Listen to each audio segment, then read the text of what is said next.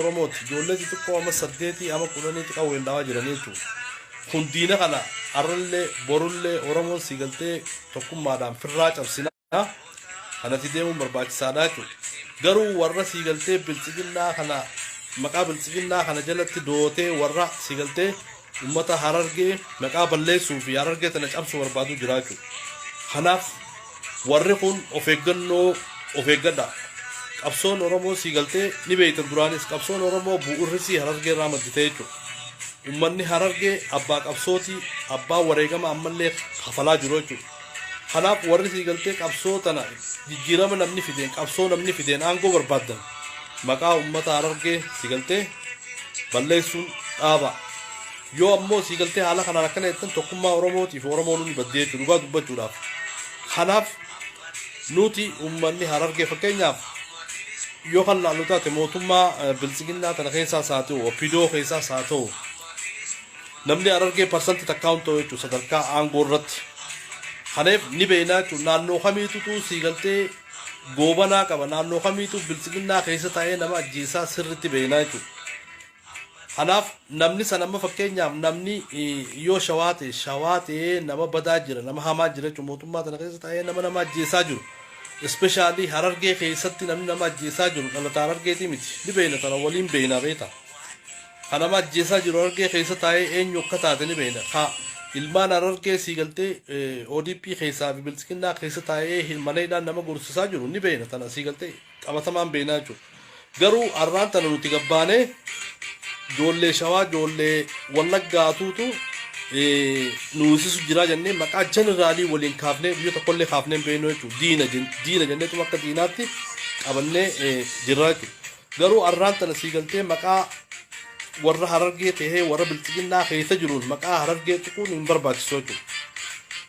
Maaliif amma fakkeenyaaf Abdulaziz yoo ta'e hayyoo siigaltee bilchiginnaatti amanee hojii siigaltee yoo fudhate diina uummata Oromooti akka diinaatti fudhachuu. Kan biraa Feesalillee jaanitti poosti godhamtee jirti. Feesal hayyoo bilchiginnaa gatiin keessa hojii haati fufatu maaliif naanji nuti amma fakkeenyaaf inni kun amma fakkeenyaaf Abdulaziz fi Feesal Aramaa ummata Aramaa bakka bu'an dhaaba isaanii bilchiginnaadha bakka bu'aneetu garuu kanaan ummata Harargee arrabsuun ummata Harargee maqaa balleessuun siigaltee maqaa gurraachomsuun hin barbaachisu. Kanaaf wanni nuti fayyadamnulleen waan sirrootu ta'uu qabdi amma fakkeenyaaf waan feesbuukii kanarratti especially Hadiiroo Elemoo wanni ati godhaa jirtu siigaltee nuti akkanas hin beeknu nama guddaa tokko si beekna. Wanni takka osoon qulqulleeffanne poosti godhuun hin barbaachisu jechuudha. Jarjarri kee kun maali Hadiiroo? Ni jarjartaati nama qabsoofillee ta'uu miti. Duraas dubbatti ol baatanii haasa'u dura Jawaarraa maaliif muuxannoo fudhatina? Jawaar balcalchee waan takka osoon qulqulleeffanne poostiin godhu bara. Poostiin godhu Jawaar qulqulleeffatee eegaa addaan baafate booda siigaltee poosti godha jechuudha. Wanni ati poosti godhaa jirtu waan qabsoo Oromootiif Oromoo addaan babaastu ta'aa mul'achaa jirti Hadiiroo Elemoo. Kanaaf fakkeenyaaf amma Abdulaziz yoo kan fudhannu taate Abdulaziz bilchiginnaadha. Abdulaziz siigaltee diina Oromooti garuu Abdulaziz haqa inni qabus dubbachuun barbaachisaa. Amma fakkeenyaaf haati Abdulaziz Shibbiru wanni akkanaa kun hin barbaachisu jechuudha. Fakkeenyaaf waan akkanaa qulqulleeffachuu yoo barbaadde dhaloota Haramayaa gaafachuun barbaachisaadha jechuudha. Nama tokko siigaltee bakka nama biraatti son kan ta'u taate kan bilchiginnaa keessatti ammeenya dalagu kan ta'u taate qulqulleeffatanii akkuma walii galaattu poosti godhaa qabsoo siigaltee Oromoo tana uduraa balleessaa jechuudha. Wanni amma fakkeenyaaf akkanuma jarjaraan fuunee wanna goon. Kanaaf namarratti qabsaa'uun barbaachisa. Nama yeroo qabsoo nammas Harargee fi namoota bilchiginnaa keessa jiran addaan baafachuun barbaachisaadha jechuudha. Jarjarri hin barbaachisu. Kanaaf bakka tana siigaltee especially Hadiiroo Elemoo wanni ati itti godhaa jirtu qabsoo Oromoo waan ifootu deebisaati malee waan qabsoo Oromootiif bu'aa fidu godhaan jirtu. Kanaaf namni tokko siigaltee nama haasuu barbaade nama karaarra kaa'uu barbaade tolcheetitti afaan siyaasaatiin siigaltee namatti mimmeessee nama onna godha malee jarjarumaan siigaltee akkasuma kaatee Harargees wal qabsiiftee akkasitti waan gaarii natti hin fakkaatu. Wanni kun siigaltee dhaabbachuu qaba.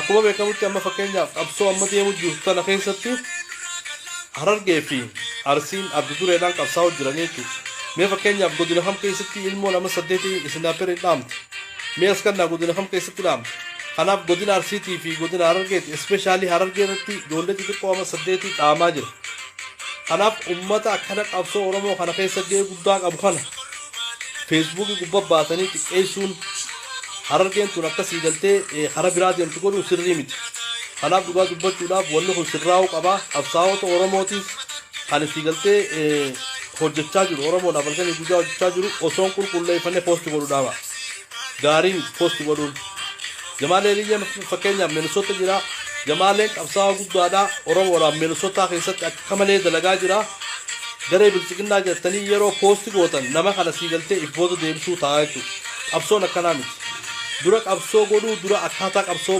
hubachuutu barbaachisaa jechuudha warra akkaataa qabsootii fi akkaataa sii galtee siyaasaan beeknee jiru as babbee maqaa namaa poosti godha wanni kun gaarii miti egeree uummata oromootiif egeree qabsoo oromootiif gaarii miti waa qulqulleeffannee akkasitti itti adeemnu kanaaf ammas wanni biraa wanni nin jechuu barbaadu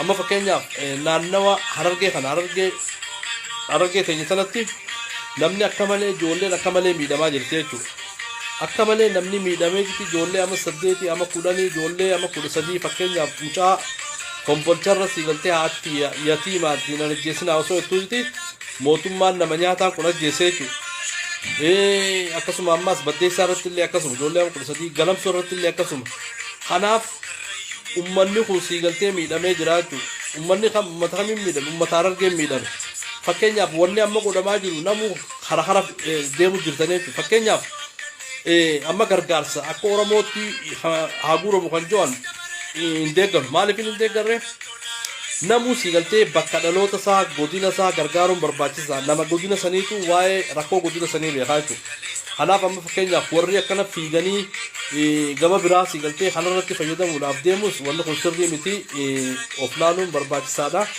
kanaaf akkuma waliigalaattu qabsoon oromootuun yeroo arraan tanaa harargee fi arsii galtee jirti jechuudha ummanni kun wareegama gaggaalii hafalaa jira dhumaa jira mootummaan tun fixaa jirti sii galtee kanaaf ummata kana cinaa dhaabbachuun barbaachisaadha jechuudha ummata harargeetii fi ummata arsii biraa dhaabbachuun barbaachisaa moo ummanni oromoo kaan arra sii galtee harargeen dhumtee arsiin dhumtee yoo sii galtee bilisummaan dhufte warri koota uffatee sii galtee koota keessa uffatanii warri aangoo barbaadu deemu isiniitu wal beena takka takkatti kanaaf wanni kun isin hin baasu haalli kun isin hin baasu haala kana jala deebi'aa qabsoo oromoo finiinsuu irratti yoo hirmaanne gaarii na fakkaata kanaaf sii galtee godina tokkoo fi lama bichaa irratti qabsoo oromoo tana daangeessanii hambisuun gaarii miti akkasuma wajjiinis ammas godina arsiitii fi godina harargee keessatti wanni deemaa jiru qabsoo deemaa jira qabsoon tun qabsoo oromooti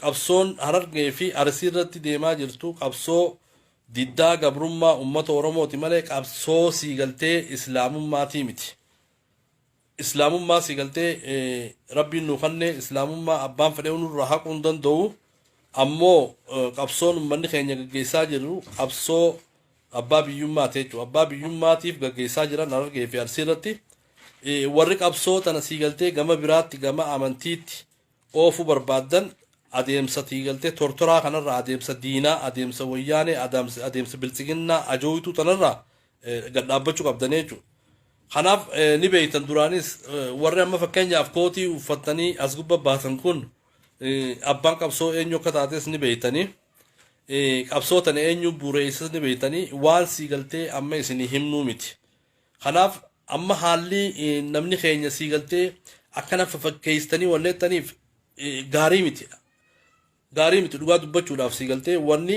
isin godhaa jirtan gaarii miti maali qabsoo oromoo tana sii galtee tokkummaan itti deema amma fakkeenyaaf harargee xiqqeessitee qabsoon oromoo bu'aa siin fiddu obboleesso harargee xiqqeessitee qabsoon oromoo bu'aa siin fiddu arsii xiqqeessitee qabsoon oromoo bu'aa siin fiddu ummanni kun sii galtee haqaaf falmachaa jiran dhugaaf falmachaa jiran yoo dandeesse bakka sii galtee feesbuukii kana gubbaa teessee olola banturra akkaataa itti jara kana gargaarturatti yoo babbaate gaariidha kanaaf bakka tana sii galtee sirritti qabadhaa warri sii galtee olola bantanis olola keessan irraa of qusadhaa keessaafuu qadiiroo namoo qadiiroo namni oromoo akkana sin beeku fakkeenyaaf akkaataa Jawaar Mohaammed itti qabsaawaa ture sanirra dhaabbadhuuti qabsootee gaggeessi malee qabsoo siigaltee oromoo addaan baaftu qabsoo ummata oromoo addaan babaaftee siigaltee kufaatiidhaaf saaxiltu waan akkasii siigaltee poosti godhuurraa